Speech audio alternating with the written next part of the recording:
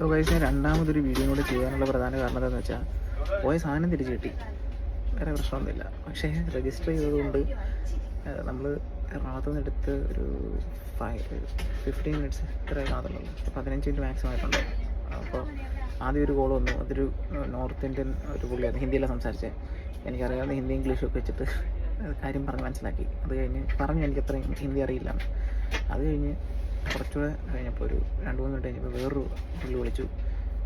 ഇതുപോലെ അത് മലയാളിയായിരുന്നു.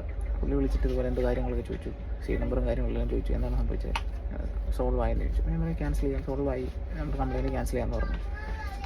അങ്ങനെ 2 തവണ വിളിച്ചു പുള്ളി, ആ സെയിം ആൾ തന്നെ. പുള്ളിയുടെ പേര് മെസ്സേജൊക്കെ വന്നിട്ടുണ്ട്, പക്ഷേ അത് ഞാൻ റിവീൽ ചെയ്യുന്നില്ല. ബട്ട് പുള്ളി വിളിച്ചു. ഇത്രയും ഫാസ്റ്റായിട്ട് റെസ്പോണ്ട് ചെയ്യുമെന്ന് ഞാൻ സ്വപ്നത്തിൽ പോലും വിചാരിച്ചു. എൻ്റെ ജീവിതത്തിൽ ആദ്യമായിട്ടാണ് ഞാൻ ഇങ്ങനൊരു കംപ്ലയിൻറ്റ് രജിസ്റ്റർ ചെയ്യുന്നത്. ഈയിടെയായിട്ട് റെയിൽവേയിൽ എന്തെങ്കിലും ഇഷ്യൂസ് കണ്ടു കഴിഞ്ഞാൽ ഒരു ടോൾ ഫ്രീ നമ്പർ ഉണ്ടായിരുന്നല്ലോ, ആ ഒരു ചിന്തയിലാണ് എനിക്കിത് പോയത് സത്യം പറഞ്ഞത്. അങ്ങനെ നോക്കിയപ്പോഴാണ് ഈ ആപ്പ് കണ്ടത്. അപ്പം ട്രാവലിംഗ് ആയതുകൊണ്ട് നമ്മൾ വെബ് ബ്രൗസറിൽ ചെയ്ത് കഴിഞ്ഞാൽ ചിലപ്പം റേഞ്ച് ഇല്ലാത്തതുകൊണ്ട് ചിലപ്പം അത് ക്യാൻസൽ പോകാനൊക്കെ സാധ്യത, മേ ബി അത് കറക്റ്റായിട്ട് രജിസ്റ്റർ ആവത്തില്ല. സോ അതുകൊണ്ട് ഞാൻ ആപ്പ് ചൂസ് ചെയ്തത്. അത് കഴിഞ്ഞിട്ടും സംഭവിച്ചാണ് രസം. അത് കഴിഞ്ഞ് ഓക്കെ ആയി.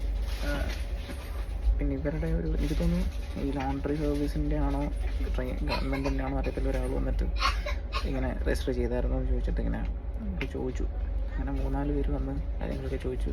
കുറേ കോൾസൊക്കെ അറ്റൻഡ് ചെയ്യേണ്ടി വന്നു. ഇത്ര റെസ്പോൺസീവായിട്ട് ഞാൻ ചെയ്യുന്ന സ്വപ്നത്തിൽ പോയി വിചാരിച്ചിട്ടില്ല. സോ എന്ത് ഇഷ്യൂ ഉണ്ടെങ്കിലും ഡെഫിനറ്റ്ലി ഈ ഒരു ടോൾ ഫ്രീ നമ്പർ വെച്ച് എടുക്കുക. ഈ ടോൾ ഫ്രീ നമ്പർ എന്തായാലും ഞാൻ കൊടുക്കാം, എനിക്കറിയില്ല കാണാതെ ഇപ്പോഴും ഞാൻ കൊടുക്കാം. ഞാൻ യൂസ് ചെയ്ത ആപ്പ് ഏതാണെന്ന് എൻ്റെ ഒരു ഫോട്ടോയോ എന്താണെന്ന് ഞാൻ അയച്ചു തരാം. സോ ഹെൽപ്ഫുൾ ആയിരിക്കും വിചാരിക്കുന്നു. ഹെൽപ്ഫുൾ ആണെങ്കിൽ ഷെയർ ചെയ്യാം. Okay, bye, thank U.